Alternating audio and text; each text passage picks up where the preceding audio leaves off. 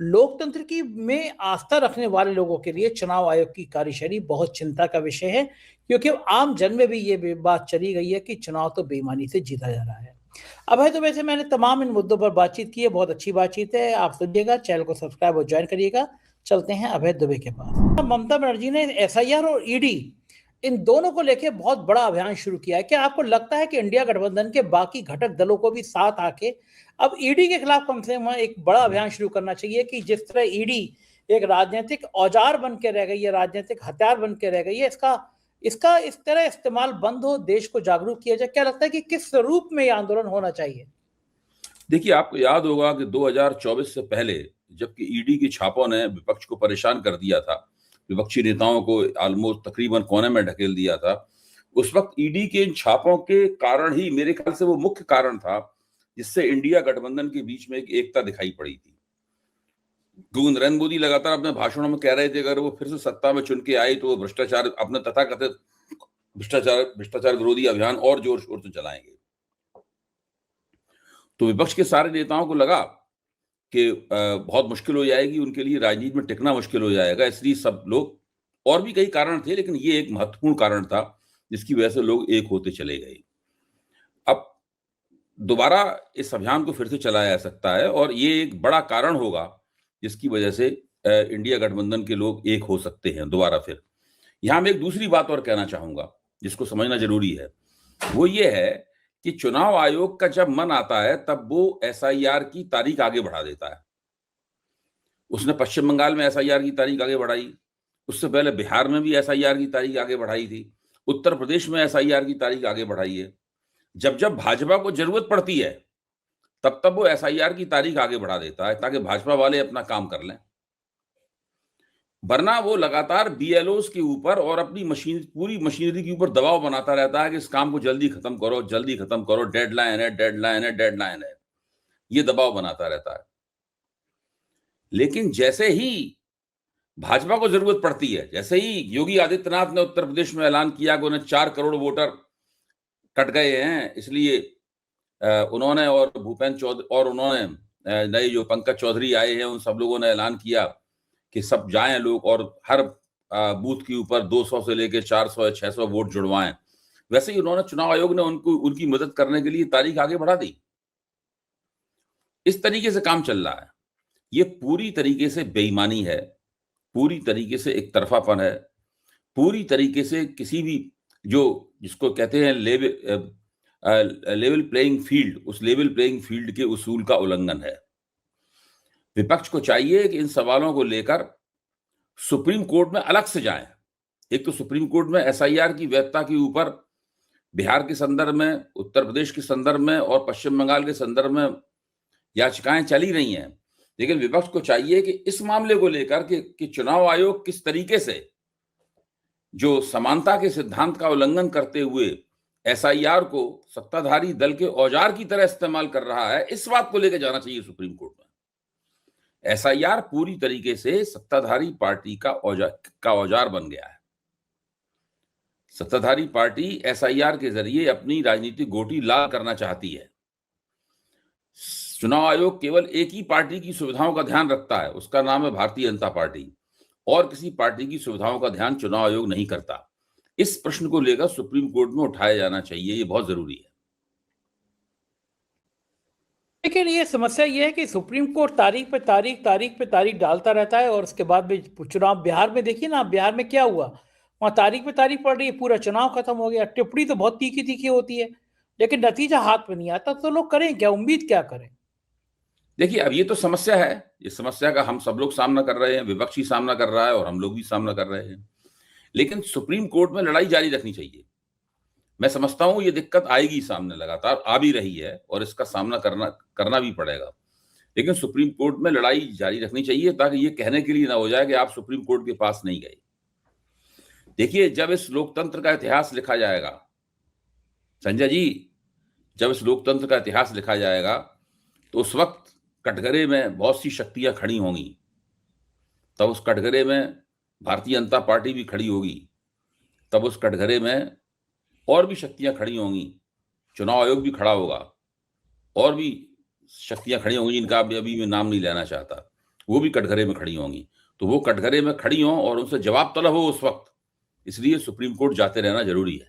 जिस तरह मुसलमानों को बार बार अपमानित किया जाता है, कभी उन मजहब को लेके, कभी कपड़ों को लेके, कभी उनकी टोपी को लेके, देश में ये कौन सा माहौल बनाना चाह रहे हैं? इस तरह के टिप्पणी करके देश में तो अराजकता, तो पाकिस्तान चाहता है कि देश में हिंदू मुसलमानों के बीच में दूरी हो जाए भारत में, वही काम तो ये कर रहे हैं। पाकिस्तान की आईएसआई तो यही चाहती है कि देश के हिंदू मुसलमानों में, भारत के हिंदू मुसलमानों में नफरत बने, समाज बटे, और यही काम ये लोग कर रहे हैं। क्यों इतना ज्यादा नफरत फैला पाकिस्तान के रहे हैं? बस की बाहर की बात है कि देश के हिंदू मुसलमानों के बीच को बांट देना। पाकिस्तान तो 1947 से कोशिश कर रहा है कि देश के हिंदू और मुसलमान बट जाएं और उसे हिंदुस्तान में अपना पैर रखने की गुंजाइश मिल जाए। लेकिन पाकिस्तान ने भारत से कई युद्ध लड़े। पहला युद्ध तो आजादी के तुरंत बाद कबायलियों वाला लड़ा, जब कश्मीर के ऊपर कबायलियों का हमला हुआ था। दूसरा युद्ध उसने 1965 में लड़ा। तीसरा युद्ध 1971 में लड़ा। फिर कारगिल का युद्ध लड़ा। इतने युद्ध और बहुत सारे आतंकवादी हमले किए भारत के ऊपर, तब भी भारत के हिंदू मुसलमानों के बीच में वो फर्क नहीं पैदा कर पाया। लेकिन जो काम पाकिस्तान नहीं कर पाया, वो काम भारतीय जनता पार्टी ने कर दिया। जो काम भारत के बाहर के लोग नहीं कर पाए, वो भारत के अंदर के लोगों ने कर दिया।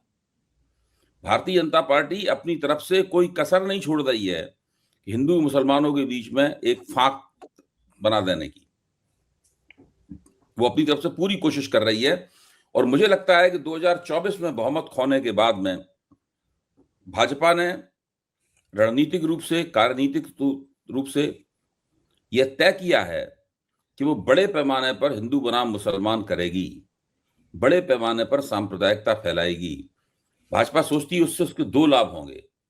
एक लाभ ये होगा कि हिंदू मुसलमानों में प्रतिक्रिया होगी तो हिंदू प्रतिक्रिया स्वरूप भाजपा की तरफ खिंचेंगे, और दूसरा लाभ ये होगा कि मुसलमान डरकर या निराश होकर अपने घरों में बैठ जाएंगे। इससे और भाजपा को फायदा होगा। भाजपा इन दोनों फायदों की फिराक में है। और तीसरा लाभ ये होगा उससे कि भाजपा का जो कट्टरपंथी कोर है, वो भाजपा का कट्टरपंथी कोर पहले के मुकाबले थोड़ा सा उसकी संख्या बढ़ जाएगी। ये है भारतीय जनता पार्टी के इरादे, और भाजपा अपने इरादे पर एक रणनीतिक योजना के मुताबिक काम कर रही है। लेकिन अभय जी, इतनी ज्यादा नफरत करना पिछली पार्लियामेंट के चुनाव में कि मुसलमान तुम्हारी भैंस खोल के ले जाएंगे, तुम्हारे गहने खोल के ले जाएंगे, ये सब प्रधानमंत्री ने कहा। इसके बावजूद भी 35% वोट, इससे ज्यादा वोट 50% तक भी नहीं पहुंचे। आधा देश भी सहमत नहीं हुआ इस बात से। और मतलब ऐसा थोड़ा कि मुसलमान ही, इसका मतलब हिंदुओं का बड़ा वर्ग भी इस बात से सहमत नहीं है कि इस तरह की बातें की जाए देश में, इस तरह की नफरत फैलाई जाए देश में। इसका मतलब हिंदू भी नहीं चाहता कि ये बात की नफरत की बात यहाँ पे। सही कह रहे हैं आप, सही कह रहे हैं। नहीं, तो आप समझ बिल्कुल में ठीक कह रहे हैं। नहीं, आप ये बिल्कुल ठीक कह रहे हैं। 2024 का नतीजा ये बताता है कि मुसलमान ही नहीं, हिंदुओं में भी उस चुनाव में काफी नाराजगी थी। केवल मुसलमानों के वोट तो वैसे भी भाजपा को नहीं मिलते हैं। उस चुनाव में भी नहीं मिले होंगे भाजपा को वोट, ही मैं मान के चल रहा हूं, ना के बराबर ही। तो वो तो वही स्थिति रही। जो वोट, जिन वोटों में कमी हुई है भारतीय जनता पार्टी के, वो हिंदुओं के वोटों में कमी हुई है। भारतीय जनता पार्टी ने 20% सीटें खो दी उस चुनाव में। 3,303 पर थी और घट के वो 240 पर आ गई भाजपा। तो मुख्य तौर पर उससे जहां पर नुकसान हुआ बड़े पैमाने पर, वो हिंदू वोटों का नुकसान हुआ। और मैं अभी भी मानता हूं कि हिंदू वोट अगले लोकसभा चुनाव में भाजपा को फिर से नुकसान पहुंचाएंगे। ये तब भी बाज नहीं आ रहे, तब भी वही कि दूसरों के घरों का झंडा उतार लो, उन पे अपशब्द कह दो। क्योंकि है नहीं इनके पास और कोई तरीका। इनके पास और कोई तरीका है नहीं। आप देखिए, कोई भी रिसर्च नहीं बताती है, वोटों के रुझान पर किया गया कोई भी अनुसंधान ये नहीं बताता है कि भारतीय जनता पार्टी कोई हिंदू बनाम मुसलमान करने के जरिए चुनाव जीतती है। भाजपा चुनाव दूसरे तरीकों से जीतती है, और मैं उसके बारे में कई बार चर्चा कर चुका हूं। 4 PM के मंच पर भी ये बात कह चुका हूं मैं कि भारतीय जनता पार्टी विपक्ष की कमजोरियों की वजह से चुनाव जीतती है। विपक्ष के वोट बिखर जाते हैं, उसकी वजह से चुनाव जीतती है। कुछ एक निर्वाचन क्षेत्रों को अगर आप छोड़ दें जहां पर हिंदू बनाम मुसलमान बहुत ज्यादा हो जाता है, बाकी जगहों पर भाजपा का जो प्रदर्शन होता है वो दूसरी वजहों से होता है। भाजपा अपने वोटों को तो सुरक्षित कर लेती है, लेकिन विपक्ष के वोट बट जाते हैं। जैसे ही विपक्ष के वोट एकजुट होते हैं, भारतीय जनता पार्टी के लिए चुनाव में निकलना मुश्किल हो जाता है बहुत।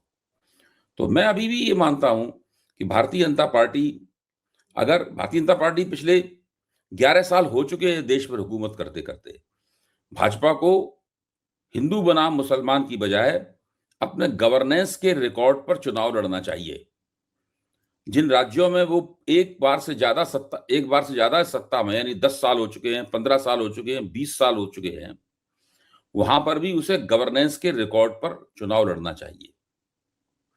मैं तो मानता हूं इस प्रकार का नियम बनना चाहिए कि जो पार्टी सत्ता में है उसे गवर्नेंस के रिकॉर्ड के अलावा और कोई मुद्दा उठाने की इजाजत ही नहीं होनी चाहिए। कोई भी पार्टी सत्ता में आती है तो गवर्नेंस के लिए सत्ता में आती है, सुशासन के लिए पार्टी सत्ता में आती है, वो और कोई काम करने के लिए सत्ता में आती ही नहीं है। किसी और मुद्दे को उठाने के लिए उस पार्टी के ऊपर पाबंदी होनी चाहिए कि आप और कुछ कह ही नहीं सकते, आप सिर्फ ये बताइए लोगों को आपने ये किया है, बस। कोई पार्टी सरकार में क्यों आती है? अच्छा काम करने से आती है। अच्छा काम करने के लिए आती है, तो वो बताए उसने क्या अच्छा काम किया, बस। इसके अलावा उसे कोई और मुद्दा उठाना ही नहीं चाहिए। और इस बात को लेकर बाकायदा एक संहिता बननी चाहिए, एक कानून बनना चाहिए कि जो पार्टी सत्ता में है उसे केवल जो उसने जिस तरह का शासन दिया, सुशासन दिया, उसकी दावेदारियां करनी चाहिए, वही उसे बताना चाहिए। आप ये बताइए कि सब पार्टियां जो लाखों करोड़ों रुपए के विज्ञापन देती हैं, क्यों देती हैं? लोगों को विज्ञापनों में यही तो बताती हैं कि हमने ये किया, आगे भविष्य में ये करेंगे। उधर तो विज्ञापन देती रहती हैं बड़े-बड़े एक-एक पेज के अखबारों में, और टीवी पे लंबे-लंबे विज्ञापन होते रहते हैं, और इधर वो लंबी-लंबी सांप्रदायिक किस्म की या जातिवादी किस्म की लफाजियां करती हैं। ये समस्या दूसरी पार्टियों के साथ भी है, लेकिन भाजपा के साथ बहुत ज्यादा समस्या ये है।